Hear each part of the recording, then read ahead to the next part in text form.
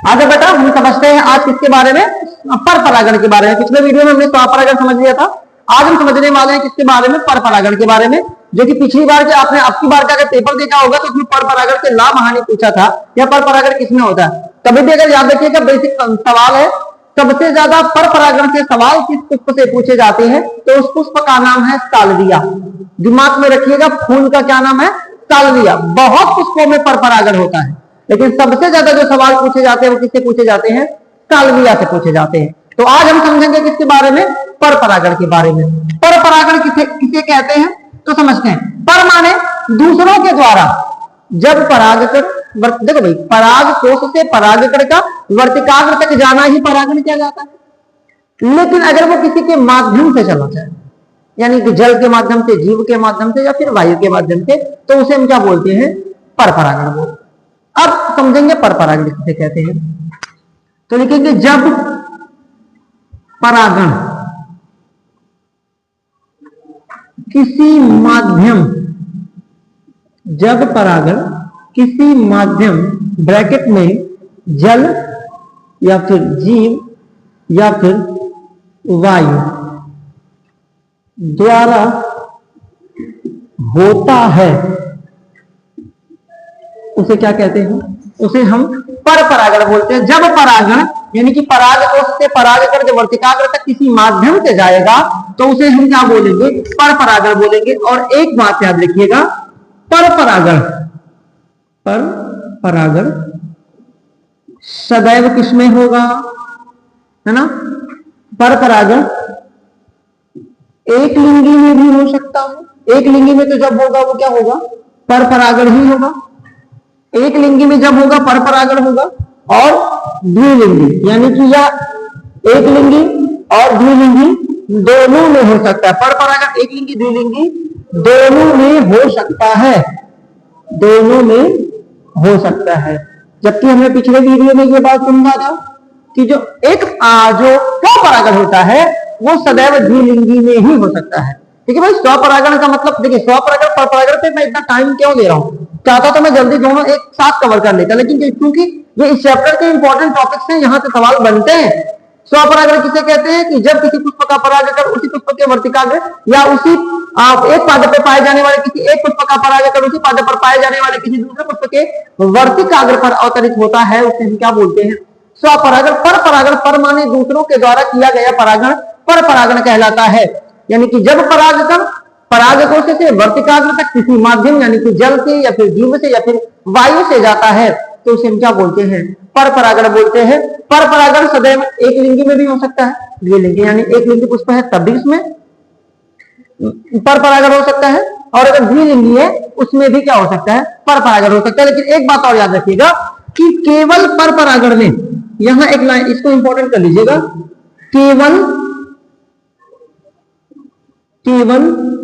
पर परागण द्वारा, केवल पर परागण द्वारा नए लक्षणों का विकास संभव है, नए लक्षणों का विकास संभव है।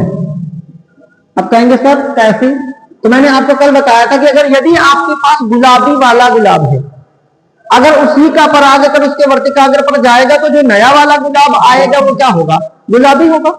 लेकिन अगर वही फोटो गुलाबी वाला कहां से आया होगा, तो सफेद वाला गुलाब रहा होगा, उसका परागकण आया होगा लाल वाले पे, लाल वाले गुलाब से वर्तिकाग्र पर आया होगा, तो लाल और सफेद मिलकर क्या बनाते हैं, गुलाबी बनाते हैं। तो इसका मतलब क्या है कि डायरेक्ट गुलाब वाले से गुलाब का नहीं बना, किसी नए लक्षण जो पर परागण के दौरान ही नए लक्षण का विकास हो सकता है, और ये जरूरी भी है। इसीलिए पर परागण इसलिए जरूरी हो जाता है, नए लक्षण का विकास तब ही हो पाता है।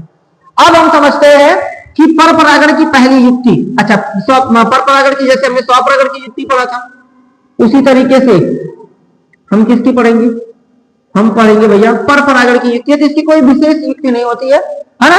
पर परागण में क्या होना चाहिए, अब आगे इसको हम विस्तार से जब पढ़ेंगे एक एक के बारे में, जैसे जल परागण क्या होता है ना, जल परागण क्या होता है, वायु परागण क्या होता है, कीट परागण क्या होता है, फिर जीव परागण जिसको हम बोलते हैं क्या होता है, वहां इसकी युक्तियां आपको समझ में आएंगी। तो इसकी युक्तियों को अभी के लिए मैं छोड़ रहा हूं, आगे हम इसको समझेंगे, है ना। या फिर थोड़ा सा समझना चाहे तो समझ जाइएगा। इसमें युक्तियों में दो आते हैं, एक होता है जैवीय कारक, एक होता है जैवीय कारक, और एक होता है अजैवीय कारक। जैवीय कारक का मतलब बेटा समझो, जो जीवित है, और इसमें कौन आएगा, इसमें जंतु आएगा। और अजैवीय कारक जो जीवित नहीं है, जैसे वायु और जल। देखिए भले ही जल और वायु को परागण का, पर परागण का कारक कहा जाता है, लेकिन सबसे ज्यादा जो परागण होता है ना, वो जंतु के द्वारा होता है। और अजैवीय कारक की जो परागण होता है, अगर जल है या वायु है, परागकण को लेके जा रही है या लेके जा रहे हैं, तो जरूरी नहीं है कि निषेचन होगा, यानी कि वो वर्तिकाग्र तक पहुंचा ही देंगे। लेकिन अगर जंतु जा रहे हैं तो उनकी संभावनाएं प्रबल है कि वो परागण करवा के छोड़ेंगे। लेकिन अगर अजैव वायु है भाई, मान लो अभी मान लीजिए कि कोई फूल है, परागकण उड़ के आ रहा है, अब हवा बह रही है, हवा हो सकता है इसके बाद तेज हो जाए, या हो सकता है रुक जाए, हवा कम हो, परागकण यही गिर जाएगा, या हो सकता है यहाँ हवा गुजर जाए इसके आगे तो परागकण नहीं मिलेगा। तो जल द्वारा और वायु द्वारा, यानी कि अजैविक कारक, अजैविक का मतलब जो जिंदा नहीं है वो परागण करवाए तो फिर अजैविक कारक बोलेंगे, और जैवीय कारक जो जीवित है वो परागण करवाते हैं। इसमें जंतु आता है, जैसे कहा कीट तो मुख्य रूप से आता है, जैसे हम भी तो हैं, चिड़िया हैं। आगे मैं सालवी आपको पढ़ाने वाला हूं तो वहां ये बात आएगी भाई। हम किसी फूल के किसी बगीचे में अगर हम गए, एक तरफ से अगर पेड़ लगे हुए हैं, फूल लगे हुए हैं, तो एक फूल को हम ऐसे बिना छुए तो हमें रह नहीं जाता, हम ऐसे छूते हुए जाएंगे तो किसी फूल का परागकण हमारे हाथ पे लगेगा और ऐसे छूते छूते उसके वर्तिकाग्र तक हम पहुंचा देंगे। ये भी तो पॉलिनेशन है। आपके घर अगर कभी भी कोई फूल है, जैसे लौकी कोहड़ा हमने बोया है, अगर हम मिडिल क्लास के हैं तो हमने ये देखा है, अगर आपने बोया है, अगर उसके बीज नहीं आ रहा है तो 2 फूल उठाइए या कोई एक फूल तोड़ लीजिए, तो एक फूल लगा रहना चाहिए, उसमें रगड़ दीजिए, पॉलिनेशन हो गया। अब उसके बीज लगने की संभावनाएं प्रबल है। समझ रहे बात को? तो इसको हम क्या बोलते हैं? यही तो है क्रॉस पॉलिनेशन। इसी को तो हम पर परागण बोलते हैं। परागण जब किसी दूसरे के माध्यम से करवाया जाता है, स्वल्प नहीं होता है। हाँ बताएं। हाँ वही होता है क्रॉस पॉलिनेशन में, यही करवाया जाता है कि या तो आप आर्टिफिशियल, या तो आप खुद फूल को तोड़ के लगा के ऐसे रगड़ दीजिए, या फिर आप चाहे तो क्या कर सकते हैं, या फिर आप चाहे तो किसी जीव के माध्यम में, किसी के ऊपर निर्भर क्यों रहना, हम खुद कर सकते हैं ऐसा। लेकिन अगर हो जा रहा है तब, इन रेयर केसेस में ऐसा होता है कि ना हो। तो युक्तियां में 2 आती है, एक जैविक कारक, एक अजैविक कारक। जैविक का मतलब जो जिंदा है वो परागण कराते हैं तो जैविक कारक कहलाते हैं। अजैविक कारक जो होते हैं वो क्या, जो जीवित नहीं है, जिनमें जीवन नहीं है। भले आप कहते हैं जल ही जीवन है, लेकिन जल में खुद जीवन नहीं है, जल के अंदर जीवन है लेकिन जल जिंदा नहीं होता, इसीलिए उसे अजैविक कारक बोलते हैं। और वायु हमारे लिए प्राणवायु, इसमें पाई जाने वाली गैसें, जैसे ऑक्सीजन को हम प्राणवायु कहते हैं, लेकिन ऑक्सीजन वायु में खुद जीवन नहीं होता है, ये जिंदा नहीं होती है, तो इसे अजैवीय कारक बोलते हैं। और इसमें वायु और जल आते हैं, और जल द्वारा परागण जब होता है, वायु द्वारा परागण होता है, इसे अजैवीय कारक बोलते हैं। तो परागण की कितनी युक्तियां हो जाती हैं? 2 हो जाती है, एक अजैवीय कारक द्वारा, एक जैविक कारक। जबकि अगर वही हमने स्वपरागण में पढ़ा था तो हमने समकाल पक्वता पढ़ा हुआ था, है ना, हमने द्विलैंगिकता पढ़ा हुआ था, और हमने अन्योन्यमिलीय पुष्प पढ़ा हुआ था। तो इसमें 2 युक्तियां हो गई। अब हम समझेंगे क्या, अब हम एक एक परागण समझेंगे, एक एक प्रकार। तो पहला प्रकार में पहला हम क्या पढ़ने वाले हैं, मैं आपके बिल्कुल सिलेबस के हिसाब से चल रहा हूं, बाहर से नहीं चल रहा। तो पहला हमें पढ़ना होगा भाई साहब वायु परागण। पहला हमें क्या पढ़ना है? वायु परागण। वायु परागण क्या होता है? अब जब कभी कभी कुछ पौधे ऐसे होते हैं, मान लीजिए ये रहा एक पौधा है, मान लीजिए, हाँ, एक पुष्प हो गया। अब अगर मान लीजिए हवा बहे, अगर मान लीजिए हवा इधर से चल रही है, तो यहां से पराग कोश फटेगा, परागकण उड़ के वर्तिकाग्र पर पहुंच गए, तो इसको हम क्या बोलेंगे? इसको हम बोलेंगे वायु परागण। मैं आपको एग्जांपल समझा रहा हूं। आपने एक पेड़, आपने क्या सबने देखा होगा, एक पेड़ होता है मक्का का, एक पेड़ होता है बेटा मक्का का। मैं क्यों समझा रहा हूं? क्योंकि इसको हमने देखा हुआ है। मक्का एग्जाम्पल इसका समझिए, एक आसान सा एग्जाम्पल मक्का। मक्का में क्या होता है, जो ये ऊपर वाला हिस्सा होता है, जो मंजरी होता है, ये होता है पुष्प का कौन सा भाग? नर, एकदम ऊपर टॉप पे, जिसको हम कहीं कहीं जो हरी लोग बोलते हैं, भुट्टा भी बोलते हैं उसको, जो उसका ऊपर का टॉप वाला हिस्सा होता है उसका नर भाग होता है। और नीचे, आप जहां नीचे आए होंगे तो नीचे आप देखते होंगे, थोड़ा सा मैं गैप देके बना रहा हूं, एक तरफ समझाना है। यहां आप देखते हैं कि ऐसे कुछ एक गोल संरचना होती है, इसमें से धागे जैसी बहुत संरचना, जिसको हम गांव में कहते हैं बुढ़िया ग्वार है, बहुत सारे जिसमें लड़के बचपन में खेलते भी तो है। ये पुष्प का कौन सा भाग है? ये मादा भाग। समझ रहे हैं? अब इसमें क्या होता है, अब यहां से देखो बेटा परागकण गिरेगा इस वाले भाग पे, जब गिरेगा तो हवा के माध्यम से यहां आएगा, और ये इसका वर्तिकाग्र है, ये इसका वर्तिकाग्र होता है, और ये बहुत लंबा होता है, और ये थोड़ा सा चिपचिपा होता है। परागकण को क्या कर लेगा? यही चिपका लेता है। तो अब जब यही चिपका लेता है तो परागण हो गया। ये किसके द्वारा हुआ? वायु के द्वारा। तो पूछेगा 1 नंबर का बहुविकल्पी सवाल, ये पूछे जाते हैं 1 नंबर में पूछ लेगा कि निम्न में किसमें वायु परागण होता है। लेकिन आप इससे ज्यादा इंपॉर्टेंट साल्विया वाले को रखिएगा कि सबसे ज्यादा परागण कहीं किसी से पूछा जाता है तो साल्विया का पूछा जाता है। साल्विया में कौन सा परागण होता है? कीट परागण होता है। कीट के द्वारा परागण होता है, या जंतु परागण अगर दिया है तो जंतु परागण, वरना कीट परागण। वायु परागण समझ में आ गया? वायु परागण कैसे होता है? जब वायु के माध्यम से परागकण परागकोश से वर्तिकाग्र तक जाता है उसे वायु परागण बोलते हैं। जैसे मक्का में क्या होता है? शीर्ष पर नर भाग पाया जाता है, और नीचे है ना, नीचे पौधे के तने के पास, आधार के पास क्या पाया जाता है?